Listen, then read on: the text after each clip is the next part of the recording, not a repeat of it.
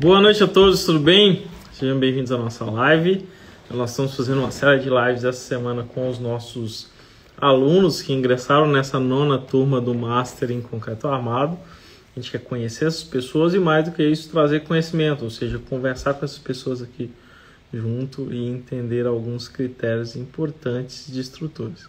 Tá? Então fique com a gente, além de você conhecer pessoas como a gente, ou seja, pessoas que estão aí batalhando para fazer bons projetos de estruturas, ter sucesso na profissão como calculista.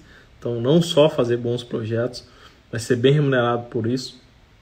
Pessoas que estão nessa luta e muitos que já conseguiram. Hoje a gente vai começar com o Alex, que é um dos alunos que ingressaram nessa nona turma. Eu vou comentar uma coisa durante a live, vou explicar o que eu postei ontem, tá? Sobre rastreabilidade do concreto. Eu vou mostrar um exemplo aqui para vocês e o que aconteceu naquele caso especificamente, por que a rastreabilidade do concreto ela foi um ponto importante nesse projeto e o que a gente fez, tá? Isso aqui é um mapeamento do concreto. Cada cor dessa aqui, ó, cada cor dessa nesse mapa é um caminhãozinho de concreto, é um CP que foi monitorado por essas cores que estão aqui, tá? Então, são essas cores aqui do concreto. Então, esse vermelho foi aplicado no fundo do elevador. Então, isso é equivalente aos CPs que foram ensaiados. Os CPs estão aqui, ó. Então, esse aqui deu 27,3 MPa. E ele foi aplicado nessa região aqui. Por que esse monitoramento é importante? Só para vocês entenderem como ele nos serviu. O concreto utilizado nesse pavimento baldrame, ele foi todo o mesmo, ou seja, ele foi 30 MPa, tá? Foi aplicado em todas as vigas, inclusive no fundo do poço do elevador. E cada conjuntinho desse tem um CP equivalente, um corpinho de prova cilíndrico que mandou ser rompido.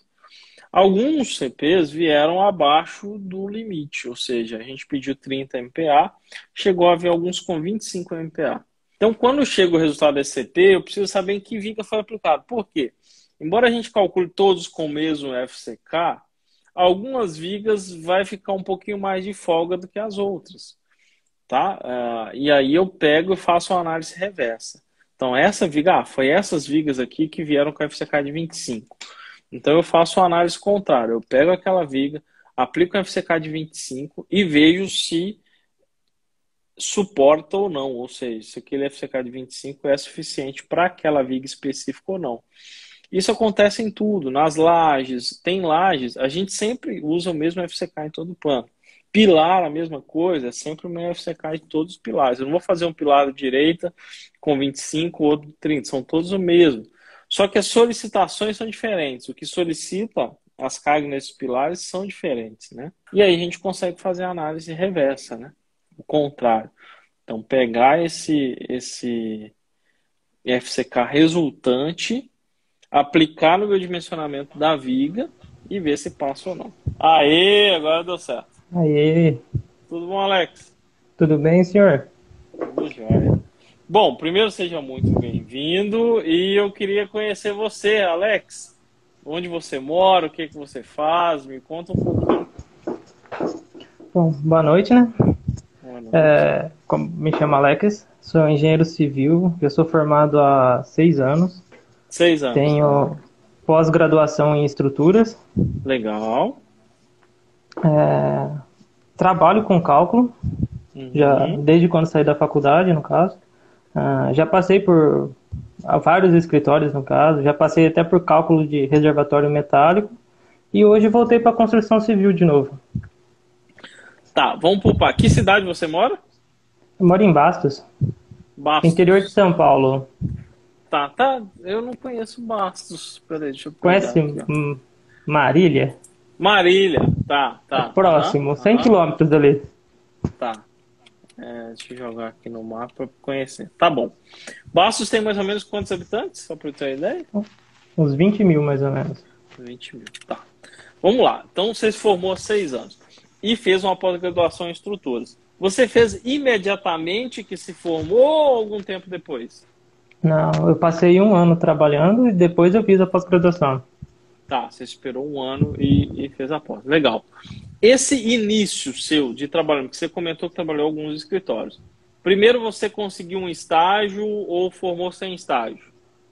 Não, eu fiz, durante a faculdade, eu fiz 2 anos de estágio numa empresa de cálculo. Assim, era uma empresa pequena, pegava aí obras até 4 pavimentos. Mas Tá.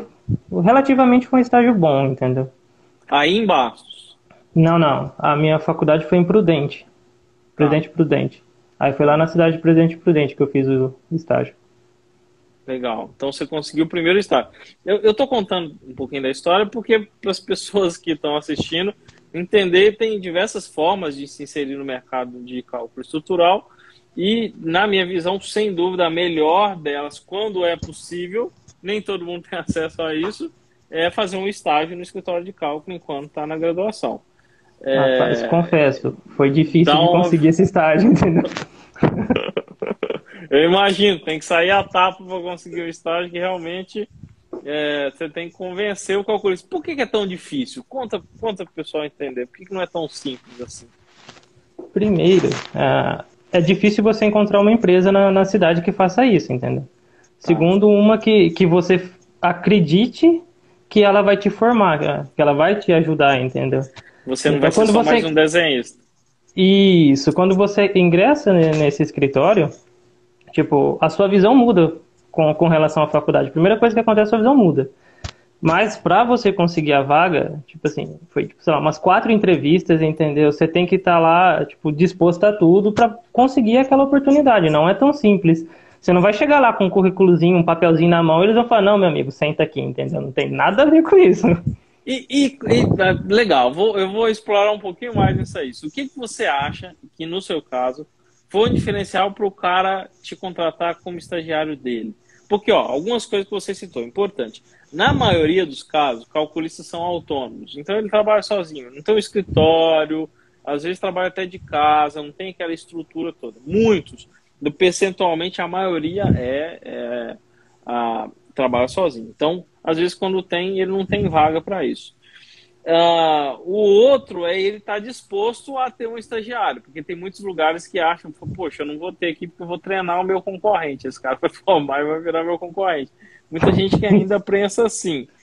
E aí, claro, como a disponibilidade é menor, o cara vai contratar de acordo com os critérios que ele estabelece. No seu caso, o que você acha que foi o diferencial? É saber alguma coisa específica ou foi mais por que a gente chama de soft skills, ou seja, pelo seu jeito, facilidade de aprendizado? O que você acha que foi diferente para você? Bom, não sei se foi na passada, na live passada que você comentou, mas eu sou o tipo de aluno que fica enchendo o saco do professor, entendeu? Tá, legal. Eu, ficava, ensandecido atrás dos professores de cálculo na faculdade. Tipo assim, sempre fui um bom aluno e o que me facilitou foi com a indicação deles, entendeu? Foi meus próprios professores que me indicaram. O problema é que mesmo com a indicação, não era garantia da vaga, entendeu? Ainda assim eu tive que passar. Mas já foi um baita início, ou seja, você ser bem recomendado pelos professores da graduação, que fez com que você, pelo menos, o cara te ouvisse, né? Que você passasse pelo processo. Sim, eu acredito que foi, tipo assim, o principal, entendeu? Sem isso a gente não conseguiria nem ter acesso à pessoa. Tá, isso é bacana. Isso é legal, tá bom.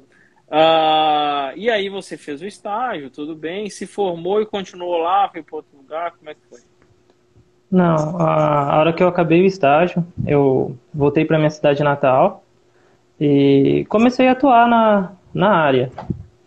Abri um escritório junto com a minha esposa, que é arquiteta. Legal. E não dá treta? Rapaz, toda vez que tem um pilar, o negócio sai fogo, entendeu? Realmente vai dar briga. É um casal que vai dar confusão, mas chega a hora que se ajusta. Né? Então, aí já se acostumou, já não dava mais briga, não. Ficou tudo bem. Só que daí foi o grande detalhe. Quando eu voltei para minha cidade, era uma cidade menor.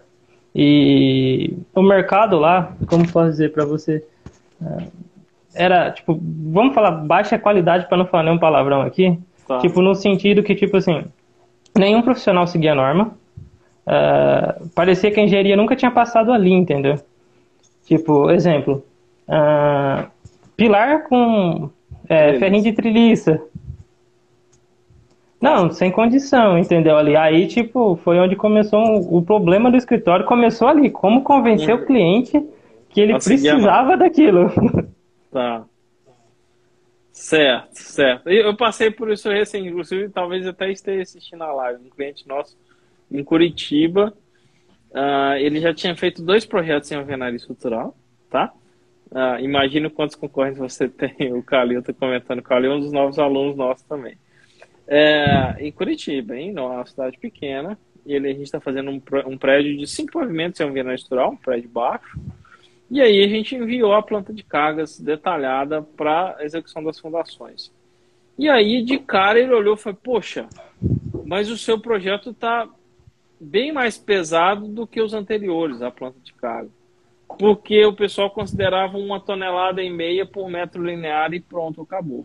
Eu falei, cara, mas vem cá, vamos comparar? Aí dá para fazer isso. Eu pego a coluna só com carga vertical e a coluna da flexão composta, ou seja, aplicando os esforços de vento. Se eu pegar realmente só carga vertical, os valores são menores. E é isso que os projetos anteriores que ele fazia tinha. O cara estimava a carga de 1,5 toneladas por metro linear e chegava na planta de carga, desprezando os efeitos de vento. Por aí só a gente já alerta, né? Imagine se acontecer aquele vento de norma, como aconteceu recente em Santa Catarina, e o projeto foi dimensionado desprezando os esforços de vento. Eu vou ter um recalque importante. Okay. Então, normalmente, o cara só vai valorizar isso em eventos extremos, mas que estão previstos na norma. Aí o cara fala, caiu, levou meu telhado. Eu falei, poxa, realmente, né? Culpa da chuva. A chuva. Aqui na região não pode dar um ventinho que vai cobertura de posto. Cobertura de posto é qualquer ventinho, cobertura de posto vai embora. Vira uma pipa, né? Vira uma pipa. Tá, e aí o primeiro desafio seu foi esse, você entrar no mercado que a gente chama de prostituído, ou seja, que as pessoas constroem... Eu ia usar essa palavra aí, mas eu sei se não podia. O mercado prostituído, onde as pessoas, infelizmente, e assim, infelizmente, porque é uma baita de uma irresponsabilidade se construir onde pessoas vão estar morando sem os mínimos requisitos de segurança. É uma baita irresponsabilidade, né? Você colocar vidas em risco e o dinheiro do seu cliente em risco. Então, seguir norma não é um capricho, não é porque a gente quer, é porque a gente respeita, o cliente mesmo que a gente Travou segue aí, professor. Não sei se foi a minha, foi a sua. Você tinha travado para mim. Mas tudo bem, beleza. E aí, como que você venceu isso ou se ainda está tentando vencer? A gente não conseguiu vencer isso na cidade. Era num nível gritante. Tipo, igual eu falei, de ferrinho de treliça para muro de arrimo. Tanto é que tem uma história até engraçada, entendeu? O cliente fez um muro de arrimo, assim, de outra pessoa, claro, com mais ou menos 4 metros de altura com a trelicinha. E ele ainda colocou a trelicinha no pior sentido possível. Aí o que aconteceu? Deu uma chuva, foi embora o muro. Passaram-se alguns meses, o que o cliente fez de novo? Construiu o muro da mesma forma. E agora o muro tá lá. Achando que a culpa é da chuva, né? É assim que acontece. Coloca a culpa... foi uma chuva terrível. Nunca acontece aquela chuva. Exatamente. Vai acontecer de novo. Eu só tô esperando janeiro para começar a chover. É triste, né? Mas enfim, eu acho que é a forma de entender a nossa necessidade do projetista de estruturas. Tá, e vocês dois eram da cidade já, isso? Como que foi essa inserção sua no mercado? Porque você está fazendo projetos lá ainda, certo ou não? Então, não, aí, bom, vamos lá. Depois disso aí, eu parei, fechei o escritório, e eu não tinha condição. Eu tinha desanimado da engenharia, para falar a verdade, tinha adquirido até uma certa raiva dela. Só que, embora eu nunca parei de estudar, entendeu? Tipo, eu amo engenharia, eu amo fazer isso, entendeu? Eu parei de projetar e não parei de estudar, entendeu? Tanto é que quando eu fechei o escritório, eu fiz inscrição para 2 mestrados, o da USP e o da UFSCar. Passei nas primeiras provas e reprovei nas segundas. Felizmente, né? Tentei, pelo menos. E sempre continuei estudando. Eu compro livro direto, compro curso direto, leio norma, entendeu? Só não projetava para mim, entendeu? Tanto é que depois eu ingressei num outro escritório, projeto para o escritório, mas não projeto mais para mim, no caso. Só que, ultimamente, bom, eu sou católico, tá? Vou falar só um trechinho aqui. Eu acho que Deus tocou no meu coração e tá pedindo para mim voltar a calcular, entendeu? Parece que quanto mais eu estudo, mais vontade eu tenho de colocar aquilo na prática, entendeu? Tanto é que, tipo... Porque isso é uma angústia nossa, né, cara? É uma angústia nossa de verdade. Ó, quando você... isso a gente chama de propósito. Quando você vê algo que você sabe que faz bem, que é tão claro para você que a ausência de um projeto estrutural numa obra pode matar aquela obra em todos os sentidos, e aquilo tá em você assim tão claro e evidente, você não consegue conceber como que o seu colega, o seu vizinho, o seu parente, algum conhecido está construindo e abrindo mão da segurança da família dele e abrindo mão da economia de verdade daquela obra. Então isso começa a incomodar, que é o que acontece comigo. Isso é propósito. Eu falo, cara, eu não posso deixar de colocar a minha mão em algo onde eu sou formado para isso, eu tenho capacidade para isso e eu posso mudar essa realidade. Eu acho que é mais ou menos isso que te incomoda, né? Pelo menos é o que me incomoda muito. Sim, sim. Aí, depois de muito, conversei com o meu chefe, conversei com a minha esposa de novo e, tipo, decidi que vou voltar a atuar. Aí foi onde que eu procurei o curso, comprei o Master. Tanto é que já estava... Até uma das minhas dúvidas era para adquirir a licença do TQS, mas acho que vai ser respondida as dúvidas mais para frente, né? Não, pode perguntar o que você quiser, pode perguntar. Ah, tá. Eu até deixei umas anotações aqui para mim não esquecer. Manda ver. Bom, deixa eu só pegar aqui. Bom, com relação ao TQS, a minha dúvida era daquele desconto da licença que você falou, entendeu? Aí eu dei uma olhada lá na comunidade e vi que tem um pacote, que acho que precisa de 10 pessoas para poder adquirir alguma coisa assim, ou como é que funciona? Funciona assim. Primeira coisa, na aula, no módulo 1, tem uma aula complementar que explica isso passo a passo. Um vídeo meu mesmo, tá? Explicando tudo como que funciona esse desconto. Mas eu vou explicar aqui nesse vídeo, não tem problema. Quem é aluno Master tem um desconto que varia entre 40% a 50% na aquisição vitalícia de qualquer pacote do TQS, tá? Enquanto você é aluno, não precisa adquirir o curso, o TQS para fazer o curso, mas para atuar profissionalmente, sim. Então varia entre 40% a 50%.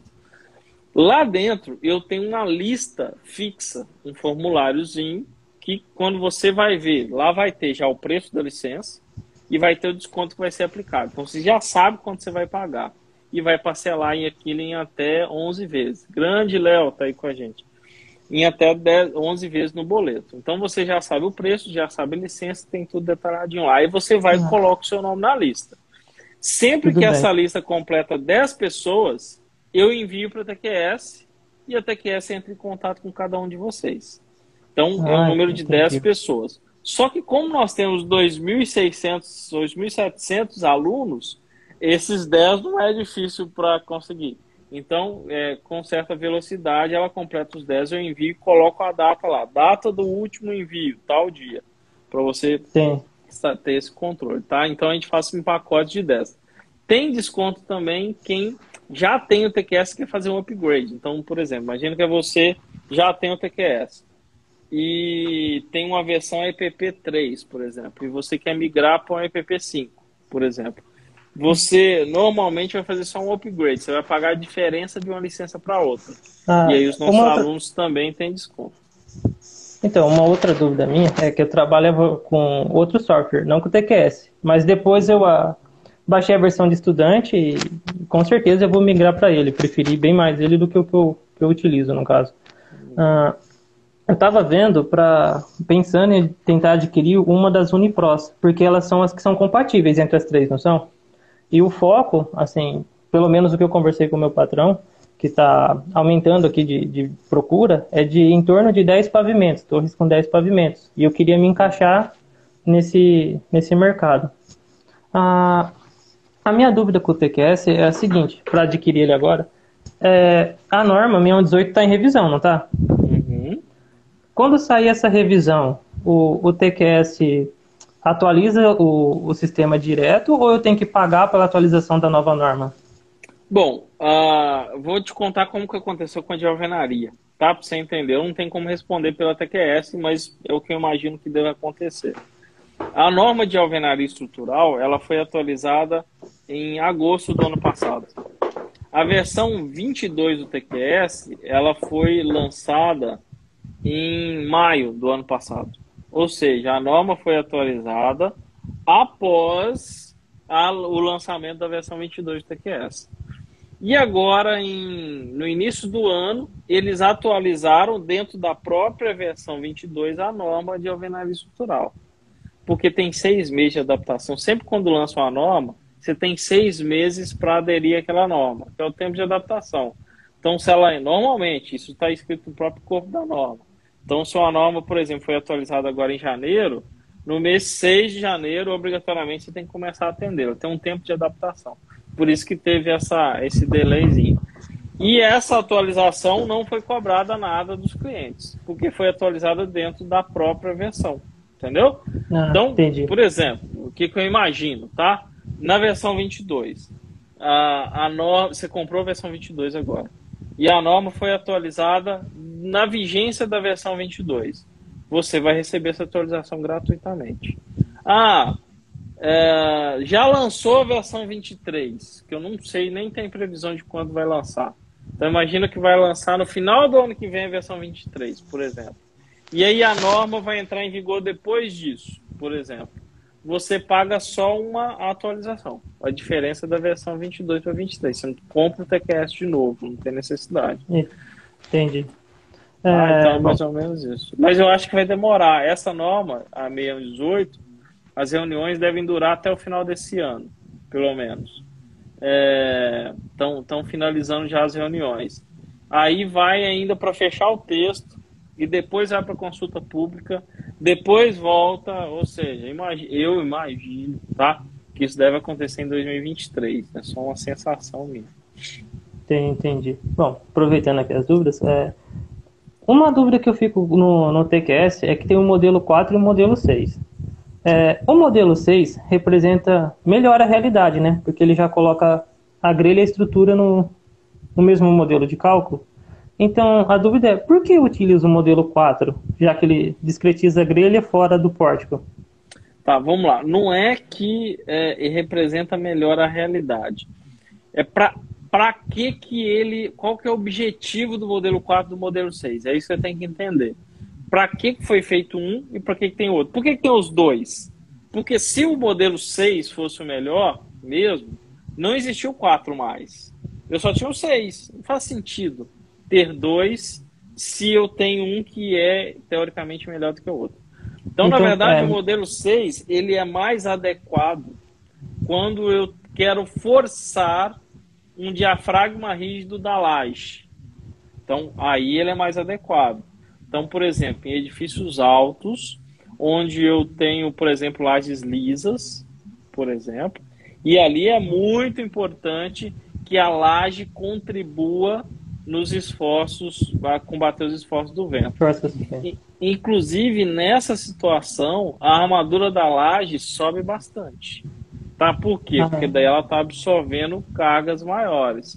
E aí é porque ela está absorvendo coisas que eu gostaria que ela absorvesse. Por isso que eu só uso o modelo 6 normalmente. Não é sempre, mas é mais comum que eu use o modelo 6. Ou quando eu quero fazer uma análise detalhada de efeito incremental, ou quando eu quero que a laje contribua na rigidez do meu pórtico. Então, uma laje ela tem duas funções básicas. Ou, se a gente olhar aqui, né, o nosso modelo aqui do Mola. Ou para absorver essas cargas aqui, que é a função primária da laje, certo? Ou Certo. também para trabalhar como diafragma rígido, absorvendo essas cargas laterais. Então depende, por isso que é modelo numérico, né? Depende de como você espera que essa laje trabalhe. Se você espera isso, o modelo 6 é uma boa saída. Entendi.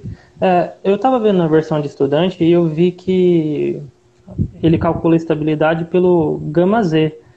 Eu não encontrei nenhum lugar que eu consiga aplicar o P-delta. O P-delta é só para uma versão mais top do TQS? Ou eu encontro em qualquer versão? Deixa eu abrir aqui, eu vou te falar qual versão que tem o P-delta. Então, vamos lembrar. Eu tenho alguns parâmetros de estabilidade. Os principais são gama Z, P-delta e parâmetro alfa. O gama Z é o parâmetro simplificado utilizado para edificações a partir de 4 pavimentos. E é o que tem na NBR 6118. O P-delta não está lá na NBR 6118 de uma maneira específica, né? Então, por isso que o P-delta está para análise de momento de segunda ordem em casos especiais, que poderia ser para edificações de pequeno porte ou onde o gama Z está com valores meio estourados, digamos assim, muito próximo do limite. Eu vou abrir aqui o TQS, vou te falar que versão que tem o P-delta. Estou olhando aqui na TQS Store, tá? Deixa eu abrir aqui, eu já te falo. O P-delta no TQS, ele já é uma análise a partir do parâmetro P-delta. Tem uma tabelinha no site do TQS que fala que eu não estou conseguindo girar uma tabelinha. Então, assim. eu entrei nessa tabelinha aí para dar uma olhada. Aqui, ó, análise não linear geométrica P-delta. Aqui. A partir da TQS EPP+. Entendi. EPP+, Unipro, o EPP+, é para até 8 pavimentos. Aí Entendi. ele tem a análise de P-delta. Bom, outra questão que eu queria comentar com o senhor era a respeito das tensões por diferença de temperatura. Como que você considera isso no seu projeto? E se você considera? Normalmente a gente não faz uma análise específica de temperatura, a menos que ela seja muito importante. Onde que isso costuma ser importante? Em projetos industriais. Como eu não faço projeto industrial, a gente normalmente não faz essa verificação. Que aí sim eu tenho equipamentos muito quentes. Né? Então, não, é que eu vi alguns colegas comentando, como eu não sou especialista nisso, né, a respeito de arquiteturas, como se fosse, sabe, arquiteturas em formato de C, de L, entendeu? Que na junção das duas ali, essa variação térmica teria um esforço considerável. Aí eu queria saber se tem como eu considerar isso no programa ou se eu tenho que adicionar a combinação manualmente. Dá para adicionar combinações térmicas do TQS, mas eu entendo que nesse caso, como é um caso muito específico, vai bem uma análise de elementos finitos, tá? Para entender essa diferença. Aí sim, por exemplo, no LISA, vai bem uma análise. No LISA, eu não sei se o LISA faz térmica. O Athena eu tenho certeza que sim. Mas não é usualmente uma preocupação nos projetos do dia a dia, tá? Só para... Entendi. É porque eles comentaram que às vezes é interessante até a gente dividir a arquitetura, para deixar como se fosse 2 blocos e assim diminuir as tensões. Mas eu vejo algumas obras executadas, principalmente aqui no Instagram, que eu vejo obras de padrão mais alto, e eu não vejo essa separação nela. Então, era a curiosidade de saber como é que a pessoa... Porque se você ignorar, pode ser que ali surja uma patologia, entendeu? Então, como que a gente modela isso? Pode surgir uma tensão alta em peças muito especiais. E em peças muito especiais, eu uso elementos finitos. Entendi, professor. O que mais que eu tinha? Uma coisa que eu percebi no TQS é que... Vamos imaginar um pórtico que tem um momento negativo nas vigas e esse momento influencia no pilar. Aí ele vem para o detalhamento da armadura. Aí, vamos supor que eu defina que ali seja tipo uma rótula, eu encaixo para redução do negativo. Eu não consigo recalcular ele com essa armadura que eu coloquei, que eu defini ali? Não, ele não faz o inverso, né? A única coisa que ele considera quando você impor uma armadura específica, você consegue calcular a grelha não linear com aquela armadura, mas pensando em fissuração e em flecha. No momento, não, ele não vai fazer o inverso, não. Então, é que a minha preocupação é, tipo assim, exemplo, às vezes você detalha e para manter a barra inteira, para não fazer aquele corte, que às vezes não é muito interessante. Não, isso dá para fazer, isso dá. Para saber se a alteração que você fez isso vai influenciar pro meu pilar, vai prejudicar o meu pilar. Não, no pilar ele não vai conseguir verificar. Porque a ideia, tipo assim, às vezes o pilar está na menor inércia e aquele momento está prejudicando muito ele. Aí a gente reduz ele para reduzir o esforço no pilar. A ideia se você for lá articular, você vai reduzir o momento e, consequentemente, sua armadura vai ser reduzida. Certo? Isso. Aí a minha ideia é, tipo assim, quando eu troco essa armadura, eu não consigo recalcular de novo para verificar se... Você não vai conseguir fazer o inverso, não. E como é que o senhor faz para verificar isso? Eu não altero a armadura ali naquele ponto, a menos que eu mantenha a mesma área de aço. Porque isso só passa a ser importante se você fizer uma alteração significativa no apoio. Então, se você for juntar a barra, e hoje é 3 feet de 10, você vai passar para 3 feet de 16 no apoio? Provavelmente não. Normalmente vai virar, sei lá, 2 barrinhas de meia, alguma coisa assim. Então, a menos que isso seja significativo, se for, eu prefiro voltar no modelo e tirar a articulação ou articular para que a armadura esteja condizente com o modelo. Eu normalmente não forço nada nas armaduras. Eu faço uma junção muito leve, justamente para não mudar o comportamento da estrutura. Entendi. Foi isso que eu fiz no meu projeto, mas eu achava que era coisa de tipo amador, entendeu? Eu falei, não sei mexer com o software, vou fazer isso. O seu modelo tem que estar bem... O segredo está no modelo estrutural. É ali que a mágica acontece. Ele tem que estar condizente com o seu detalhamento. Entendi. Professor, uma outra, assim, agora que seria o caso de pedir uma dica aqui. Como eu comentei, eu pretendo voltar a atuar. E como que você acha que é a melhor maneira de se portar no mercado, principalmente pelas situações que eu comentei? Tá, então, primeira coisa é entender o seu mercado. Se o seu mercado local, por exemplo, ele é totalmente resistente às normas, um projetista de estrutura não precisa estar focado no mercado local. Hoje a gente tem internet, você pode atender qualquer lugar do país. Então, a primeira coisa é identificar onde está o seu cliente ou o seu possível cliente e como fazer esse approach para esse cliente. Ou seja, fazer uma oferta de serviço. Qual que é o melhor cliente? É o que você tem? Não, é o que você quer estar junto com ele. Então, a primeira coisa é entender aonde está o seu cliente, conhecer o seu cliente e educar o seu cliente. Então, se você conseguir, de uma maneira didática, mostrar para ele que o que ele está fazendo é equivocado e que dá para, sim, ter uma obra econômica mantendo a segurança, por que não ele vai te contratar? Por que não? Outra coisa, alguém está se responsabilizando por essa obra, certo? Esse cara que está se responsabilizando por ela, ele está disposto ao risco? Ele está consciente do risco? E se o cara está consciente? Se o seu cliente está disposto e conhece o risco e está disposto ao risco, vale trocar de mercado. Por exemplo, às vezes acontece, tem clientes que vêm. A gente é acostumado no escritório a esperar o cliente bater na porta, o que eu já acho um erro. A gente tem que ir atrás do cliente. Mas muitas vezes bate cliente aqui no escritório querendo fazer muro de arrimo sem sondagem, por exemplo. Eu não faço. Esse é um cliente que eu prefiro demitir. E é assim mesmo, tem cliente que a gente tem que demitir, tem cliente que não vale a pena aquele cliente. Só que tem lugares onde esse cliente vale a pena. Então, eu atendo o Brasil inteiro, realmente todos os estados, aqui de Campinas. Porque a gente buscou esse cliente. As ferramentas online hoje te ajudam bastante nesse marketing. Entendi. Porque a gente tem que entender que o nosso serviço de engenharia, o que a gente vende, na verdade? O que a gente vende não é um desenho de estruturas, né?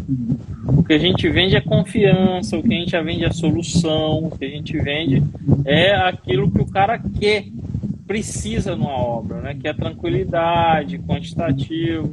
Então, se você mostrar essa solução por ele, não tem por que ele não te contratar. Tá fazendo barulho no seu fone, não sei se tá vendo. Verdade, tá calor aqui, tá com o ventilador ligado. E por último, eu queria saber, tipo assim, se é possível alguém que já, igual eu falei, já tem 6 anos, ser contratado por uma empresa maior. Eu falo essa pergunta por exemplo, assim, às vezes as empresas contratam uma pessoa mais jovem para treinar ela, para ela chegar no nível e como fala, não é com os conceitos, com os padrões da empresa. Você acha que é possível ainda alcançar esse tipo de mercado, alcançar esse tipo de emprego? Assim, o mercado está muito aquecido, tá? Então, o mercado está buscando profissionais. Eu recebo vagas de escritório direto, mesmo. E muitos deles em São Paulo e trabalhando de home office, que é uma oportunidade para você, por exemplo. Você não precisa ir para São Paulo, eles estão contratando via home office, da sua casa, tendo uma boa internet e com bons conceitos. Quando o mercado está aquecido, ele vai buscar, vai ficar mais escasso a mão de obra. Ele quer buscar, muitas vezes, a mão de obra mais próxima possível do que ele precisa naquele momento. Então, às vezes, o recém-formado está muito cru. Então, para algumas empresas pode ser interessante isso, para outras não. Para outras, ele precisa do cara mais amadurecido. E, nesse sentido, é uma oportunidade importante, como você disse, para 6 anos de formado, mas que já fez vários projetos, mas que tem um desenvolvimento e que é só adequar o padrão do cara. É mais fácil fazer isso do que ensinar tudo de novo. Entendi. Bom, professor, as dúvidas que eu tinha anotado aqui para tirar com o senhor eram essas. Show. Alex, do mais, muito obrigado. Só agradecer seu tempo aí, sua hora, eu sei que é muito valiosa. Agradecer mesmo de coração. Imagina, eu que agradeço, primeiro sucesso. Parabéns por ter ingressado nessa nona turma do Master. Agora, como a gente falou ontem, é uma família. Nós estamos juntos, estamos para se ajudar, para fazer negócio juntos. Pode ser que surja essa oportunidade que você está falando dentro do Master com alunos, porque assim, nós temos alunos do Brasil inteiro. Aí o cara pode ser que eles estejam numa região onde esteja mais aquecido de projeto e as pessoas queiram seguir. Mas o Cassiano é aluno Master, é da família Master, está lá em Fortaleza. Imagina o Cassiano tá bombado de projeto. E, cara, vou precisar de parceiro, não vou recusar. Onde que ele vai buscar? Primeira coisa que ele vai buscar é na família Master, porque ele sabe que o cara tá lá comprometido. E aí pode surgir essa oportunidade lá dentro, por exemplo. Tá bom? Só fica ligado nas comunidades. Só um comentário aqui. Eu já participei dessa família Master no sentido assim. Ontem uma colega de profissão precisou de uma consultoria, a relação de um sobradinho, 2 pavimentos, eu acabei ajudando ela, entendeu? Me senti, assim como falar, gratificado por dentro, entendeu?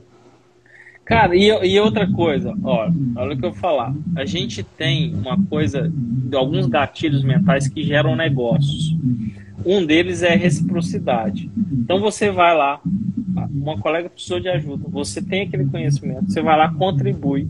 Você sente aquele, porque não tem, a Bíblia já fala, é melhor dar do que receber, porque a sensação de dar é mais gostosa do que a de receber. Então você entregou aquilo, e quando surgiu a oportunidade de negócio, não só ela que recebeu a ajuda, como os próximos, cara, esse cara, ele sabe, e esse cara está disposto a contribuir, então por que eu não vou pensar nele? Isso traz visibilidade, por isso que é ajudar. Por que eu estou aqui? Eu, por exemplo, eu abro vagas no Master às vezes. Quantas lives que eu faço nesse período e não peço nada, estou só entregando conteúdo, só batendo papo, não estou falando compre, não.